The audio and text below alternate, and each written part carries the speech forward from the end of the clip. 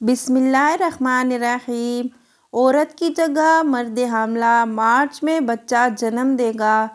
بھارت کی ریاست کیرالہ میں ٹرانسپلانٹ کے ذریعے عورت بننے والا مرد حاملہ ہو گیا۔ اگلے ماہ بچے کو جنم دے گا۔ کیرالہ کے کوزیکوڈ میں رہنے والے ایک ٹرانسجینڈر جوڑے زہاد اور جیا پاول نے اعلان کیا ہے کہ وہ اگلے مہینے بچے کی توقع کر رہے ہیں۔ ممکنہ طور پر ملک میں کسی خواجہ سراء کا یہ اپنی نوعیت کا پہلا حمل ہے۔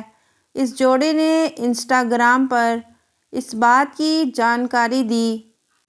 یہ جوڑا اب مارچ میں اپنے پہلے بچے کی توقع کر رہا ہے۔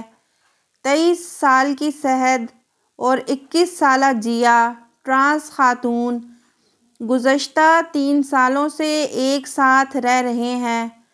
تب سے ان دونوں نے اپنی ہارمون تھراپی کروائی ہے۔ جیا نے کہا کہ تبدیلی کے عمل کے تحت اگلے ماہ بچہ جنم دینے کے بعد مرد بننے کا اپنا یہ سفر وہ جاری رکھے گی۔